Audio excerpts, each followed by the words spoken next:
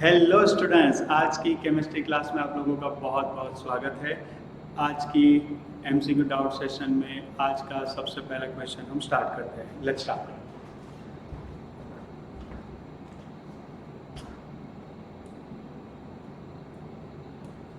चलिए, given that 1 mole of nitrogen at NTP का मतलब हम लेते हैं एसटीपी ऑक्यूपाइज 22.4 लीटर, तो हमें डेंसिटी फाइंड करनी है।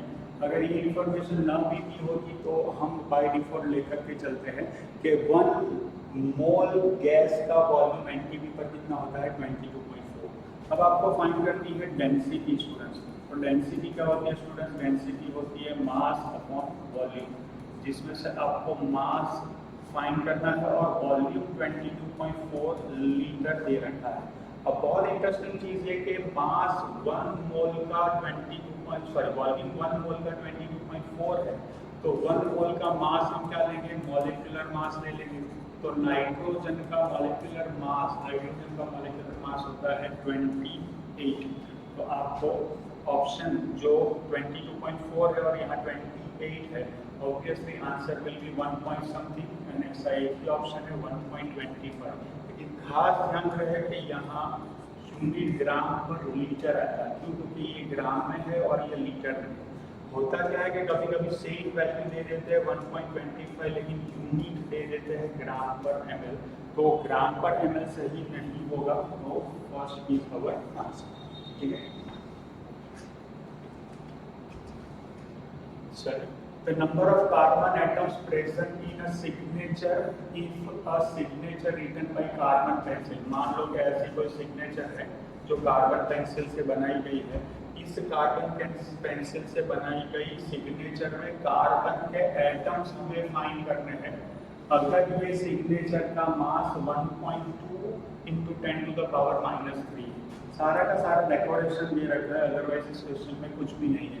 तो ध्यान से समझ ले कि 12 ग्राम कार्बन का अगर मास है तो उसमें एटम होंगे 6.01 × 10⁻23 कार्बन एटम्स हो जाएंगे।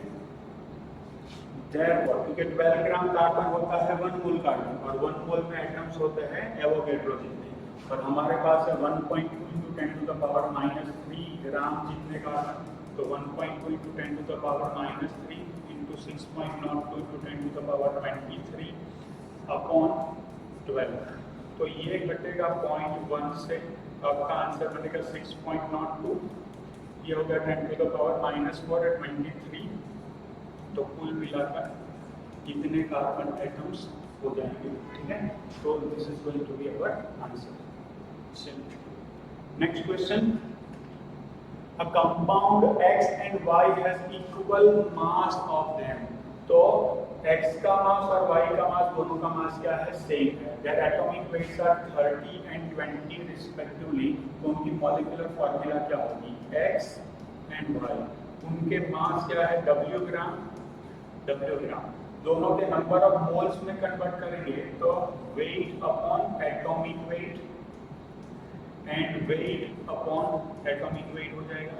दोनों में से आप W कॉमन ले सकते हैं, 0 कॉमन ले सकते हैं, तो it is going to be 1/3:1/2, that is going to be 2:3। तो फॉर्मूला बन जाएगी X2/3 and this is your answer. क्या किया हम लोगों ने? जो वेट था दोनों का सेम है, दोनों के वेट को उसके एटॉमिक वेट से डिवाइड किया तो नंबर ऑफ मोल्स का रेशियो मिल गया। नंबर ऑफ मोल्स को हमने सिंप्लीफाई कर लिया तो आंसर हमें मिल गया 2:3। So formula is X2/3। चलिए, an oxide of sulphur contains 50% sulphur. 50% sulphur है, इसका मतलब ये होगा कि उसके अंदर क्या होगा? 50% ऑक्सीजन होगा। तो ये हो गया सल्फर, ये हो गया ऑक्सीजन। इसमें 50 ग्राम सल्फर है तो 50 ग्राम ऑक्सीजन होगा। इसको हम नंबर ऑफ मोल्स में कन्वर्ट करेंगे तो 50 डिवाइडेड बाई 32, और ये हो गया 50 डिवाइडेड बाई 16। मैंने क्या कर दिया स्टूडेंट्स? मैंने उसको एटॉमिक वेट से डिवाइड कर दिया। इसमें से 50 न्यूमरेटर में से कॉमन ले सकते हैं और 16 डिनोमिनेटर में से कॉमन ले सकते हैं। तो बचेगा क्या? 1/2:1, दैट इज 1:2। तो फॉर्मूला हो जाएगी उसकी SO2। चेक करो, इसकी एम्पिरिकल फार्मूला पूछी है, तो एम्पिरिकल फार्मूला क्या हो जाएगी स्टूडेंट्स, SO2 हो जाएगी। Is it fine? चलिए, A hydrocarbon contains 80% कार्बन। अब हाइड्रोकार्बन का मतलब क्या होता है कि उसमें दो ही एलिमेंट होते हैं, एक कार्बन होता है और एक हाइड्रोजन होता है। तो ये अगर 80% है तो ऑब्वियसली 20% क्या होगा, हाइड्रोजन होगा। तो उस हाइड्रोकार्बन क्या हो सकता है वो हमें क्वेश्चन में पूछा है। तो ध्यान से देखें कि कार्बन और हाइड्रोजन, ध्यान से देखें, तो ये है 80 ग्राम, तो ये हो गया मेरा 20 ग्राम। देख लो भाई, अब इसको मैं नंबर ऑफ मोल्स में कन्वर्ट करता हूँ, तो ये हो गया 80 डिवाइडेड बाई 12 और ये हो गया 20 डिवाइडेड बाई 1। चेक करो इसे। तो सबसे पहले तो इसमें से मैं 20 कॉमन ले लूँ, क्या ले लूँ, 20 कॉमन ले लूँ, तो क्या बचेगा, तो यहाँ बचेगा 4/12:1, या तो आप कह सकते हैं कि 1/3:1, या तो आप कह सकते हैं कि 1:3। इसका मतलब ये हो गया स्टूडेंट्स कि यहाँ पर एम्पिरिकल फार्मूला बन रही है CH3, और एम्पिरिकल फार्मूला क्या बन रही है स्टूडेंट्स, CH3, इसकी एम्पिरिकल फार्मूला बन रही है। तो ये जो CH3 बन रही है वो किसके साथ मैच करेगी, मीथेन की मॉलिक्यूलर फार्मूला और एम्पिरिकल फार्मूला सेम है। ये है C2H4, तो इसकी एम्पिरिकल फार्मूला बनेगी CH2। ये है C2H2, 2 कॉमन ले लोगे तो इसकी एम्पिरिकल फार्मूला बनेगी CH, और ये है C2H6, जिसमें 2 कॉमन ले लो तो इसकी एम्पिरिकल फार्मूला बनेगी CH3, और हमारा आंसर क्या आ रहा है, CH3। तो 3 इज आवर आंसर। ठीक है स्टूडेंट्स, चलिए, empirical formula of glucose. Glucose क्या है स्टूडेंट, C6H12O6 है। एम्पिरिकल फार्मूला कैसे बनाते हैं, ऐसा इंटीजर कॉमन ले लो मॉलिक्यूलर फार्मूला में, ताकि आपको सिंपलेस्ट फार्मूला मिल जाए। इसमें से 6 अगर मैं कॉमन ले लूं तो अंदर बच जाएगा CH2O, तो ये CH2O क्या है, हमारी एम्पिरिकल फार्मूला हो गई ग्लूकोज के लिए। An oxide of metal has 40% by mass of oxygen। ध्यान रहे कि ऑक्सीजन का मास कितना है, 40 है, तो मेटल का मास कितना होगा, 60 होगा। चलो आगे बढ़ते हैं। Metal M has atomic mass 24।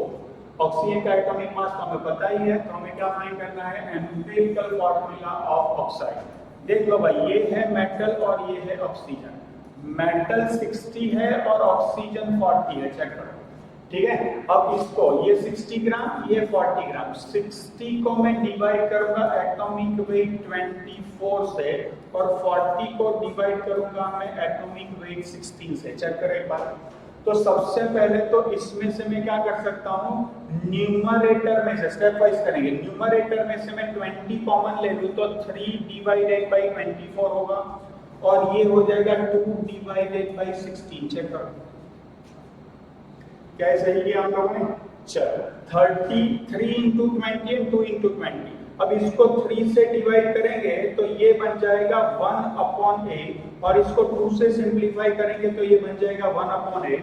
तो फॉर्मूला हो गई है 1:1, तो इसकी एम्पिरिकल फॉर्मूला बन जाएगी MO।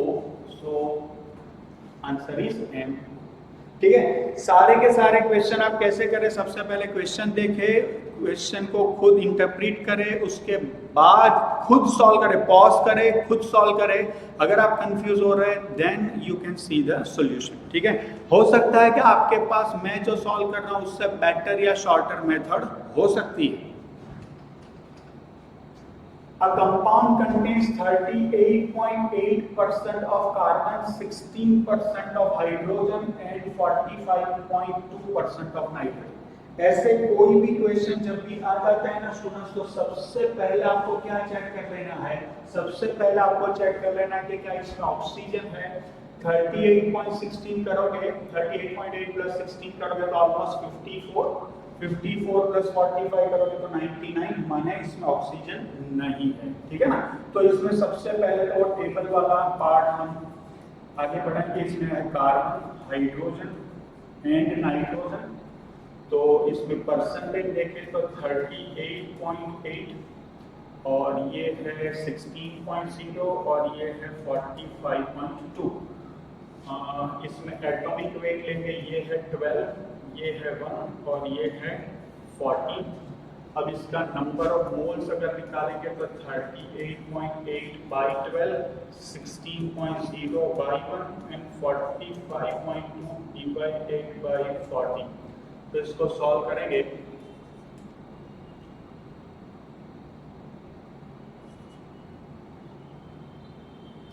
.23 आ रहा है, ये 16.0 ही आएगा, ये भी ऑलमोस्ट 3.23 आ रहा है, ठीक है ना। अब लेते हैं रेशियो। रेशियो माने क्या, जिसके नंबर ऑफ मोल्स मिनिमम आ रहा है ना, उससे बाकी सबको क्या कर दो, डिवाइड कर दो। तो ये हो गया 3.23 divided by 3.23 equals to 1, 16.0 divided by 3.23, ये ऑलमोस्ट हो जाएगा 5, और ये हो गया 3.23 डिवाइडेड बाय 3.23 1। तो ये हो चुका है फॉर्मूला CH5N, ठीक है। तो इसको कैसे मैच करेंगे, इसमें 2 कार्बन है, ये नहीं चलेगा, इसमें 3 कार्बन है, ये नहीं चलेगा, इसमें 1 कार्बन है, 4 हाइड्रोजन है और 2 नाइट्रोजन है, तो ये भी नहीं चलेगा। 1 कार्बन, 5 हाइड्रोजन और 1 नाइट्रोजन, हाँ ये चलेगा, क्योंकि इसकी फॉर्मूला बन सकती है CH3NH2। ये स्टूडेंट्स है मिथाइलामाइन, ठीक है। अच्छा, ये थोड़ा लंबा कैलकुलेशन वाला पार्ट है, थोड़ा सूझबूझ से काम ले। The simplest formula of a compound containing 50% W after W element X, इसका मतलब ये हो गया कि X और Y दो है, 50% X है माने 50 ग्राम X है, तो ऑब्वियसली ये ना बोलते तो भी हम ले लेते कि भाई 50 ग्राम क्या है, Y है। इसको नंबर ऑफ मोल्स में कन्वर्ट करेंगे तो ये हो गया 50 डिवाइडेड बाई 10 और ये हो गया 50 डिवाइडेड बाई 20।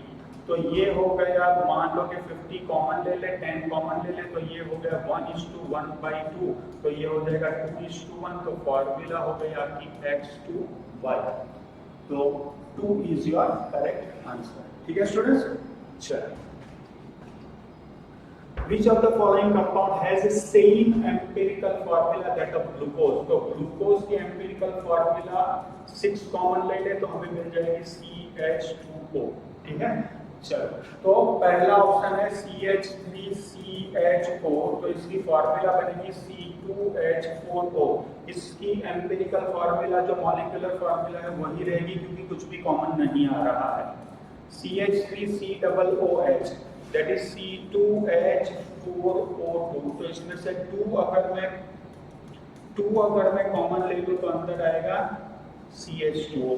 तो I think this is going to be our answer. फिर भी चेक कर लेते हैं, CH3OH, तो ये बनेगा CH4O, इसमें से कुछ भी कॉमन नहीं आ रहा है। नेक्स्ट C2H6 इथेन है, ये इसमें से 2 कॉमन ले सकते हैं, लेकिन एम्पिरिकल फॉर्मूला मैच नहीं करेगी। अब एक और चीज समझ लो कि जिस 2 सब्सटेंसेस की एम्पिरिकल फॉर्मूला सेम है, समझ लेना कि उसमें एलिमेंट्स के परसेंटेजेस भी सेम होंगे। कैसे? जैसे कि कार्बन का परसेंटेज ग्लूकोज में जितना होगा ना, उतना ही एसिटिक एसिड में होगा। Same is the case for hydrogen and oxygen. Oxygen और हाइड्रोजन के परसेंटेजेस ग्लूकोज में जितने होंगे ना, उतने ही क्या होंगे, उतने ही एसिटिक एसिड में भी होंगे, ठीक है।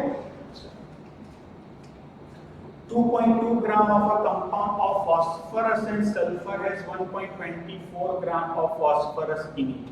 Empirical formula will be what? माने उसमें 2 ही चीज है, एक फॉस्फोरस है और एक सल्फर है।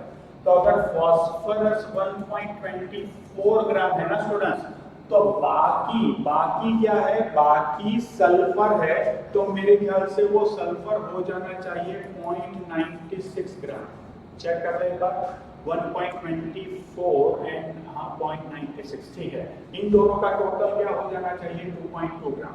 हमारा काम क्या है, इसको हम नंबर ऑफ मोल्स में कन्वर्ट करेंगे, एटॉमिक वेट से डिवाइड करेंगे, और इसको नंबर ऑफ मोल्स में कन्वर्ट करेंगे, एटॉमिक वेट से डिवाइड करेंगे। ये है 31, फॉस्फोरस का एटॉमिक वेट है 31 और सल्फर का एटॉमिक वेट है 32।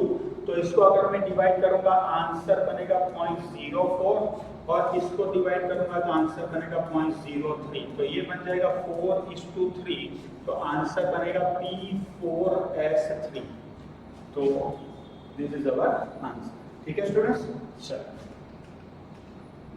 On analysis, a certain compound was found to contain iodine and oxygen. तो हमारे पास दो एलिमेंट है आयोडीन एंड ऑक्सीजन। आगे बढ़े। The mass ratio is 254:80।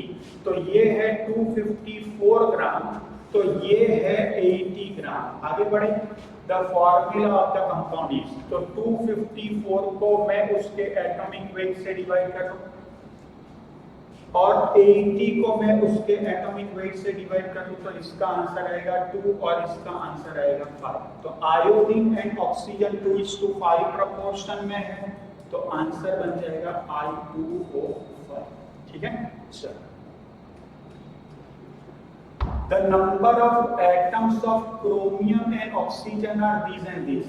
देखो स्टूडेंट्स, ये बहुत ही आसान क्वेश्चन है। क्यों? क्योंकि रेशियो ऑफ एटम्स जैसे ही आप निकालोगे आपको एम्पिरिकल फॉर्मूला डायरेक्ट ही मिल जाएगा। ठीक है, तो यहाँ पर क्या है, क्रोमियम है, यहाँ पर ऑक्सीजन है। तो क्रोमियम है 4.8 10 to the power 10 और ऑक्सीजन है 9.6 into 10 to the power 10। तो ये कट जाएगा और ये हो जाएगा 1:2 प्रोपोर्शन 4.8 एंड 9.6। तो आपकी फॉर्मूला सीधा ही आंसर बन जाता है CrO2। ठीक है स्टूडेंट्स।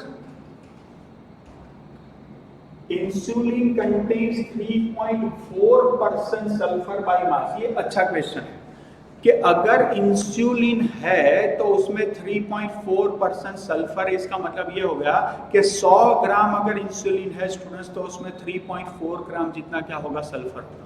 अब बहुत ध्यान से समझना कि अगर सल्फर इंसुलिन के अंदर है तो इसका मतलब ये होगा कि इंसुलिन के एक मॉलिक्यूल के अंदर एटलीस्ट एक सल्फर तो होगा ही, एक से ज्यादा सल्फर भी हो सकते हैं।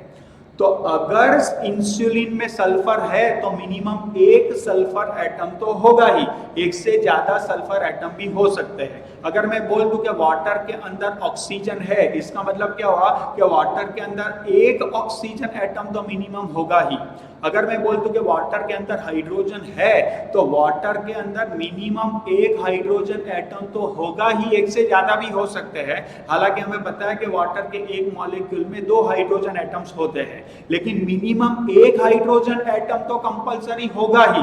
तो इसमें क्या इंफॉर्मेशन दे रखी है कि इंसुलिन में 3.4% सल्फर है। इसका मतलब ये हुआ कि इंसुलिन में सल्फर मिनिमम 1 एटम तो होगा ही, एक से ज्यादा एटम भी हो सकते हैं। ठीक है, आगे बढ़ेंगे। The minimum molecular weight of insulin. Insulin का मिनिमम मॉलिक्यूलर वेट हम कैसे निकालेंगे? हम ये अज्यूम करेंगे कि एक सल्फर एटम तो एक मॉलिक्यूल में है ही, माने 1 मोल सल्फर एटम 1 मोल इंसुलिन में होगा। तो इसका हम यूज करेंगे इसके साथ कि 3.4 ग्राम सल्फर अगर प्रेजेंट है तो 100 ग्राम क्या हो जाएगा स्टूडेंट्स, इंसुलिन हो जाएगा। तो अगर 32 ग्राम सल्फर है तो 32 into 100 अपॉन 3.4 ग्राम इंसुलिन हो जाएगा।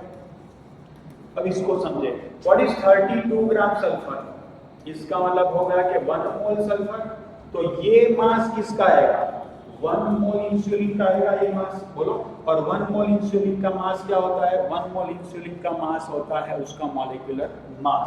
तो इसको अगर हम सॉल्व करेंगे ना स्टूडेंट्स तो इसका आंसर ऑलमोस्ट 941.176 ग्राम एग्जैक्ट आता है। तो दिस इज अवर करेक्ट।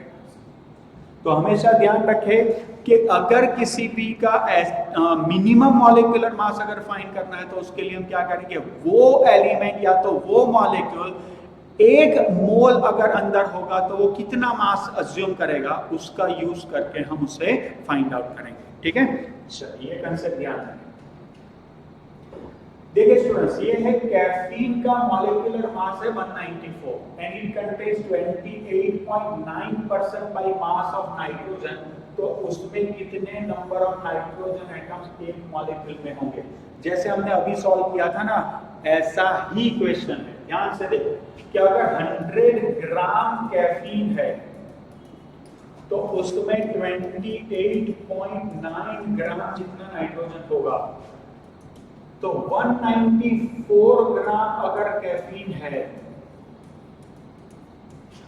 तो 194 इंटू 28.9 डिवाइडेड बाय 100, तो ऑलमोस्ट 56 ग्राम 56 ग्राम नाइट्रोजन आ जाएगा उसका आंसर। तो 56 ग्राम नाइट्रोजन को मैं क्या करूंगा, उसके एटॉमिक वेट से डिवाइड करूंगा तो क्या आ जाएगा बताओ, 4 मोल नाइट्रोजन हो जाएगा। बताओ तो 4 मोल। क्या बात समझ में आ गई है? चलो आगे बढ़ेंगे। An organic compound contains carbon, hydrogen and oxygen. gives analysis 38.71 gram carbon है, 9.67 ग्राम हाइड्रोजन है। देखिए स्टूडेंट्स, इन दोनों का अगर आप टोटल करोगे ना तो 100 नहीं हो रहा है। तो जितना डिफरेंस क्रिएट हो रहा है ना उतना क्या होगा, उसके अंदर ऑक्सीजन होगा। तो पहले तो ये देख लो कि 38.71 प्लस 9.67 48.38, इतना कार्बन प्लस हाइड्रोजन है। तो ऑक्सीजन कितना होगा, 100 में से सब्ट्रैक्ट करके देख ले तो ये 51.62% क्या होगा, ऑक्सीजन हो गया। ठीक है, तो एम्पिरिकल फॉर्मूला फाइंड करनी है। तो सबसे पहले हम क्या लिखते हैं students, elements, carbon, hydrogen, oxygen. फिर लिखते हैं परसेंटेज 38.71, 9.67 और यहाँ आ गया 51.62। अब एटॉमिक वेट तो ये है 12, ये है 1 और ये है 16। अब नंबर ऑफ मोल्स की बात करें तो 38.71 divided by 12, 9.67 divided bye 1 and 51.62 divided by 16। तो इसका आंसर तो बन गया 9.67। ये बनेगा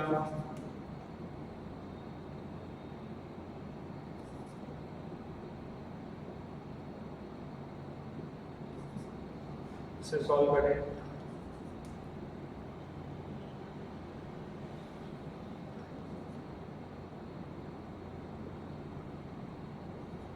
ऑलमोस्ट ये भी 3.22 ही आ रहा है। तो यहाँ पर मैं ले रहा हूँ रेशियो, तो 3.22 divided by 3.22 equals to 1, 9.67 divided by 3.22 equals to 3 and 3.22 divided by 3.22 equals to 1।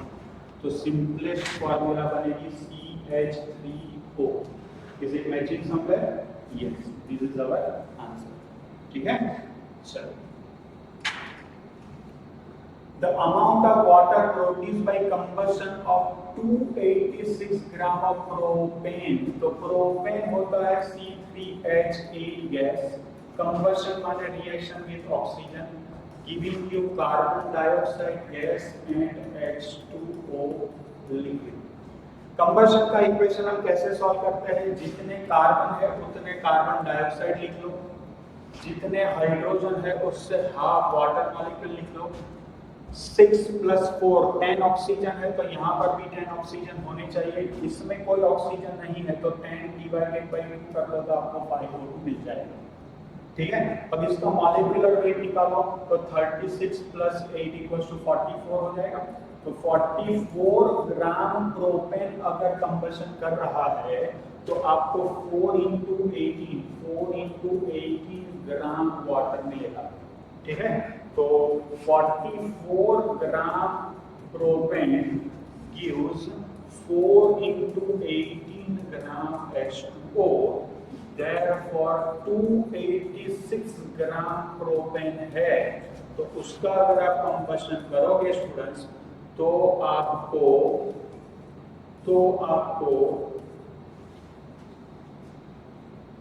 कितना सॉरी वाटर मिल जाएगा, ठीक है ना। तो इसको मैं काट रहा हूँ, 11 से कट जाएगा और ये कटेगा 26 से, ठीक है।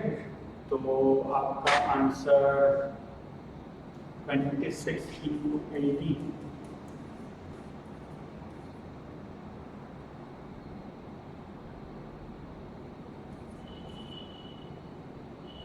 468 ग्राम, ठीक है। अच्छा, in a gaseous reaction of the type A moles of A reacts with B moles of B gives C moles of C, D moles of D, which statement is wrong? A liter of A combines with B liter of B to give C and D, okay. A moles of A combines with B moles of B to give C and D.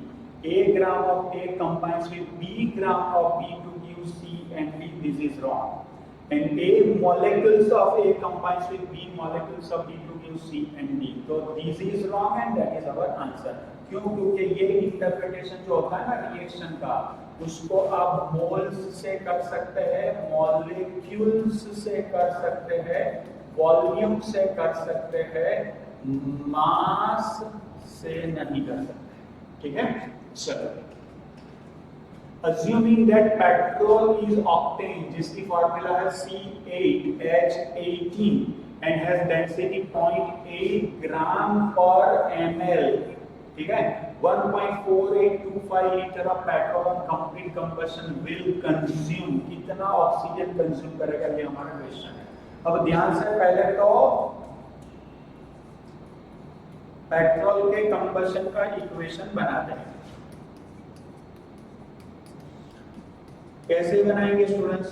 जितने carbon है उतने carbon dioxide लिख लो, जितने hydrogen है उससे half water लिख लो, और जितने ऑक्सीजन राइट हैंड साइड है उसको पहले कैलकुलेट करो। 16 + 9 25, इसमें कोई ऑक्सीजन नहीं है तो यहाँ 12.5 मोल O2 लगेगा। अब सबसे पहले तो इसका मॉलिक्यूलर वेट अगर मैं निकालूं तो इसका मॉलिक्यूलर वेट हो जाएगा 96 + 18 114 ग्राम है। तो इसके लिए क्या लगेगा, मोल्स ही पूछे तो इसका आंसर आएगा 12.5। पहले ये देख लो कि आंसर क्या है, आंसर मोल्स में है, ठीक है। अब इसको क्या करो, इसको सबसे पहले तो ग्राम में कन्वर्ट कर दो। तो डेंसिटी इज इक्वल टू क्या होता है स्टूडेंट्स, मास अपॉन वॉल्यूम। तो मास इज इक्वल टू क्या होगा, डेंसिटी इनटू वॉल्यूम। डेंसिटी आपको दे रखी है 0.8 और वॉल्यूम बहुत ध्यान से, वॉल्यूम है 1425 ml करना पड़ेगा। क्यों? क्योंकि ये ml में है और ये लीटर में है, तो चलेगा नहीं। बताओ क्या बातें समझ में आ रही है? ठीक है, चलो तो इसको सॉल्व कर लेते हैं स्टूडेंट्स। कैसे सॉल्व करेंगे कि 114 ग्राम आइसोऑक्टेन के लिए हमें 12.5 मोल O2 चाहिए। Therefore 0.8 into 1425 ग्राम C8H18 के लिए हमें 0.8 into 1425 into 12.5 divided by 114 चाहिए। अगर हम मल्टीप्लाई करेंगे ना 0.8 into 1425, तो मेरे ख्याल से उसका आंसर 1140 आएगा। तो 1140 into 125 या तो 12.5 आएगा, 114 ही आएगा सीधा आंसर, 0.8 है। जस्ट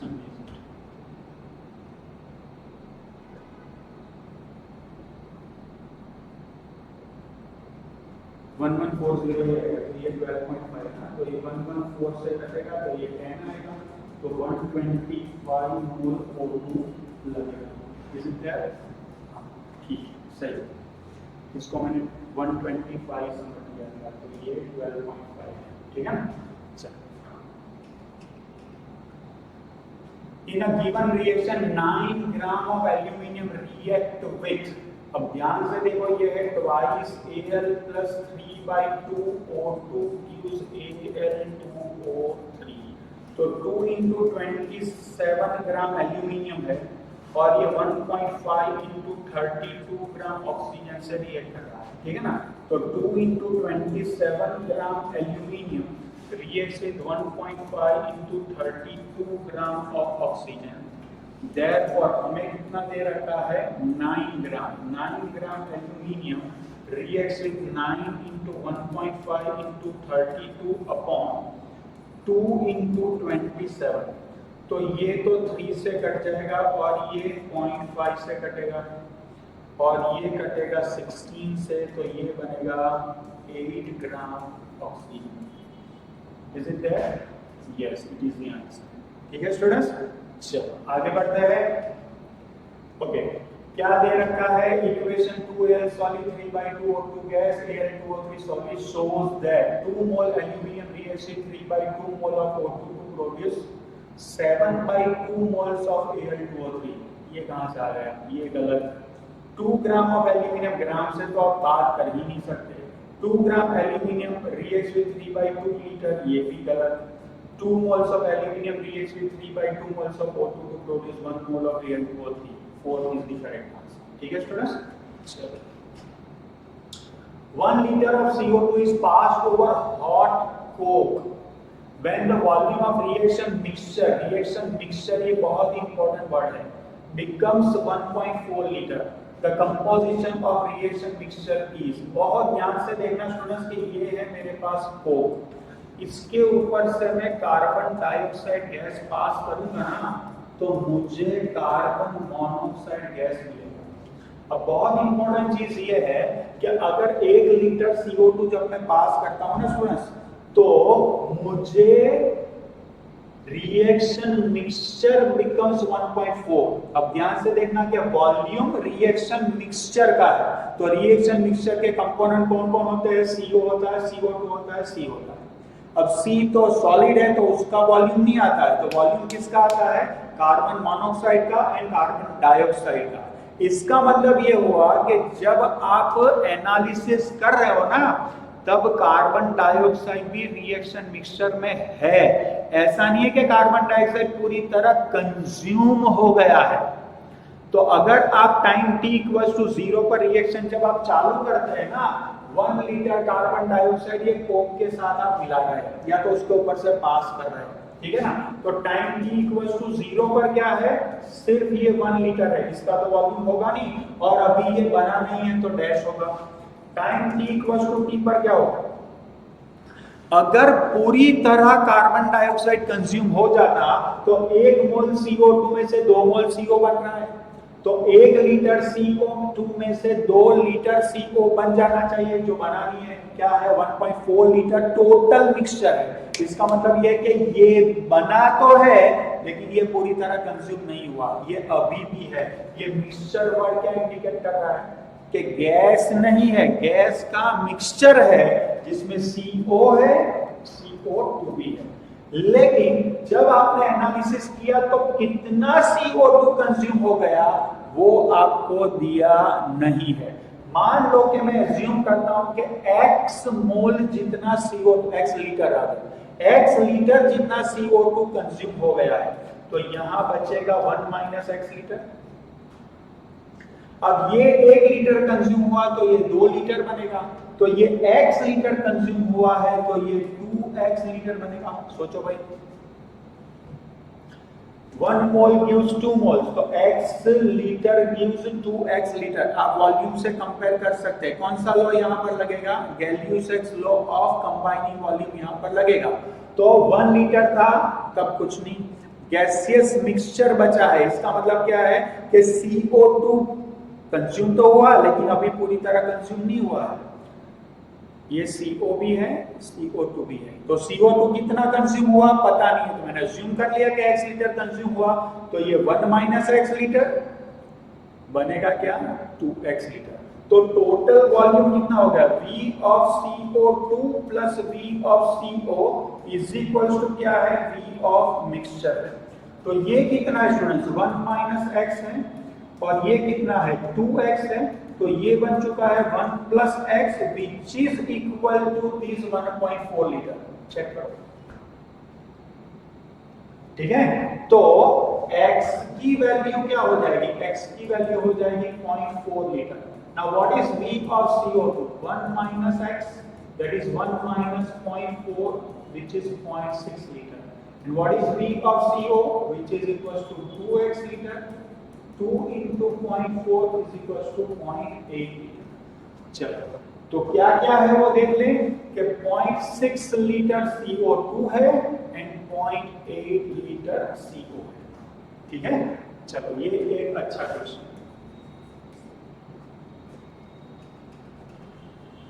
चलो 26 सीसी, सीसी का मतलब हम करेंगे ml, are passed over red hot coke, the volume of CO evolve. यहां पर क्या दे रखा है पता है, यहां पर हमें यह अज्यूम कर लेना है कि रिएक्शन पूरी तरह खत्म हो चुकी है। तो कुल मिलाकर अगर कार्बन डाइऑक्साइड पूरी तरह कंज्यूम हो जाए तो कार्बन मोनोऑक्साइड कितना बनेगा वो हमें बताना है। ठीक है, चलो देखते हैं student. C solid that is passed, sorry, carbon dioxide that is passed over C solid, तो यहाँ पर बनेगा 2 moles of CO gas। Time t equals to 0 पर अगर आप 26 cc पास करेंगे तो time t equals to t पर या तो रिएक्शन खत्म हो गई इनफाइनाइट टाइम पर, तो ये पूरी तरह कंज्यूम हो जाएगा, माने ये नहीं बचेगा। 1 मोल में से 2 मोल बन रहा है तो 26 सीसी में से ये क्या बनेगा, 52 सीसी बन जाएगा। तो योर आंसर इज 4। ठीक है,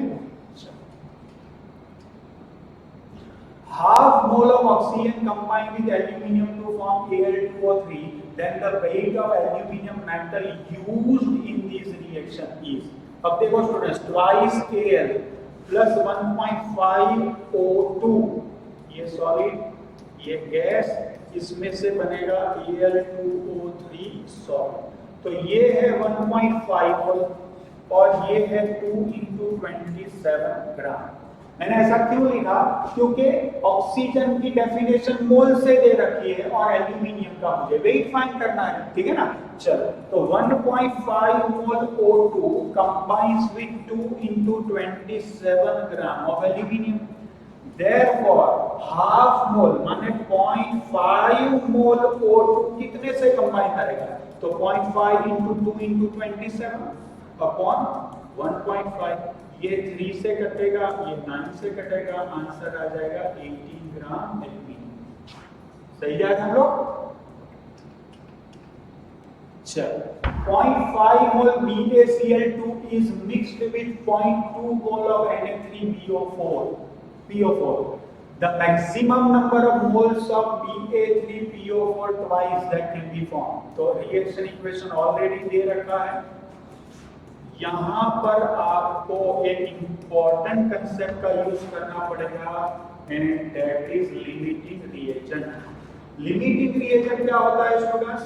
लिमिटिंग रिएजेंट होता है जो रिएजेंट रिएक्शन में पूरी तरह कंज्यूम हो जाए, जो रिएजेंट रिएक्शन में एग्जॉस्ट हो जाए, जो रिएजेंट खत्म हो जाएगा ना वो डिसाइड करेगा रिएक्शन कितनी हद तक आगे बढ़ेगी, रिएक्शन की लिमिट को वो डिफाइन करेगा, इसलिए उसको क्या कहते हैं, लिमिटिंग रिएजेंट कहते हैं। अब लिमिटिंग रिएजेंट फाइंड करने के लिए आपको 2-3 चीजें बहुत ही केयरफुली ध्यान रखनी पड़ेगी। सबसे पहला तो आपके पास करेक्टली बैलेंस्ड रिएक्शन होना चाहिए। सेकंड, दोनों कंपोनेंट आपको जो दे रहे हैं 2 या 3 जितने भी रिएक्टेंट कंपोनेंट है उन सबके या तो आपको नंबर ऑफ मोल्स चाहिए, मास से नहीं होगा, नंबर ऑफ मोल्स चाहिए या नंबर ऑफ मॉलिक्यूल्स चाहिए, और अगर वो कंपोनेंट गैसियस स्टेट में है तो उसका वॉल्यूम भी आप यूज कर सकते हैं। I repeat 3 conditions. पहला, बैलेंस रिएक्शन इक्वेशन चाहिए करेक्टली बैलेंस। सेकंड, वेट दे रखा है तो नहीं चलेगा, वेट को नंबर ऑफ मोल्स में कन्वर्ट कर ले, और सीधा नंबर ऑफ मोल्स ही दे रखा है तो कोई इश्यू ही नहीं है। और तीसरी बात, अगर आपको सारे कंपोनेंट गैसियस स्टेट में दे रखे हैं तो आप वॉल्यूम को भी डायरेक्टली यूज कर सकते हैं। अब लिमिटिंग रिएजेंट निकालना कैसे है, तो मुझे दे रखा है 0.5 मोल BaCl2 और 0.2 मोल Na3PO4। पहले नंबर ऑफ मोल्स मैंने लिख लिए। अब क्या करना है, इस ये जो नंबर ऑफ मोल है ना उसको इसके स्टोइकियोमेट्रिक कोएफिशिएंट से डिवाइड कर दो, और इसको इसके स्टोइकोमेट्रिक कोएफिशिएंट से डिवाइड कर दो। इन शॉर्ट सबके नंबर ऑफ मोल्स को रिस्पेक्टिव स्टोइकोमेट्रिक कोएफिशिएंट से डिवाइड कर लेंगे और उसका आंसर जिसका लिस्ट आएगा वो आपका लिमिटिंग रिएजेंट होगा। वो कैसे सॉल्व करेंगे? जैसे 0.5/3 और ये हो गया 0.2/2, इसका आंसर आ रहा है 0.1। इसका आंसर क्या आएगा इसकी झंझट में ना पड़ते हुए इतना तो पता है कि इसका आंसर 0.1 से तो ज्यादा आएगा। तो ये हो गया हमारा लिमिटिंग रिएजेंट। क्या बातें समझ में आ गई? ये हो गया हमारा लिमिटिंग रिएजेंट। कन्विंस? अब क्या पूछा है कि Na3PO4 ट्वाइस कितना बनेगा? बहुत आसान कि अगर आपके पास 2 मोल Na3PO4 है तो उसमें से 1 मोल Na3PO4 ट्वाइस बनेगा। Therefore 0.1 मोल Na3PO4 है तो 2 में से 1 बनेगा तो 0.1 में से 0.1 मोल Na3PO4 ट्वाइस बनेगा। ठीक है ना? तो ये हो गया आपका आंसर। आई होप आप लोगों को ये सारे क्वेश्चंस आसानी से समझ में आ गए होंगे। देखिए स्टूडेंट्स, बहुत सारे स्टूडेंट्स ऐसे हैं जो हमारे पास पढ़ते हैं और साथ में कॉर्पोरेट क्लासेस में भी पढ़ते हैं। उनके यहाँ पढ़ने वाले बहुत सारे स्टूडेंट्स जो होते हैं उनको अपने खुद के मॉड्यूल्स और वर्कशीट में से भी क्वेश्चन सॉल्व करने में दिक्कत आती है। तो वो स्टूडेंट्स जो हमारे पास नहीं पढ़ते हैं और कहीं और पढ़ते हैं, ठीक है ना, तो उनको जो डाउट्स आते हैं वो हमारे साथ वो शेयर करते हैं। तो उनकी बहुत सारे रिक्वेस्ट आने पर हम लोगों ने ये सेशन चालू किया है। ठीक है ना? हमारे यहाँ पढ़ने वाले स्टूडेंट्स जो कॉर्पोरेट में भी पढ़ते हैं और हमारे यहाँ भी पढ़ते हैं वो तो कंसेप्ट बहुत ही अच्छी तरह से डाइजेस्ट कर लेते हैं, इसलिए वो तो क्वेश्चंस खुद सॉल्व कर ही लेते हैं। लेकिन अदर स्टूडेंट्स जो है वो हमारे साथ ये डाउट्स डिस्कशन के लिए हमें बहुत सारे क्वेश्चंस व्हाट्सएप पर और अदर मीडिया से या अदर स्टूडेंट्स के थ्रू हमारे साथ शेयर कराते हैं। तो उसके बेनिफिट के लिए हम लोगों ने ये टेस्ट सीरीज स्टार्ट की है। पहले खुद से क्वेश्चन ट्राई करें, अगर कंफ्यूजन हो, समझ में ना आ रहा हो तो आप सॉल्यूशन देखें। मैंने हर बार कहा है, हो सकता है कि आपके पास इसका बेटर शॉर्टर सॉल्यूशन भी हो सकता है। I hope you enjoyed this session. मिलते हैं फिर नेक्स्ट सेशन में। Till then keep learning, enjoy chemistry।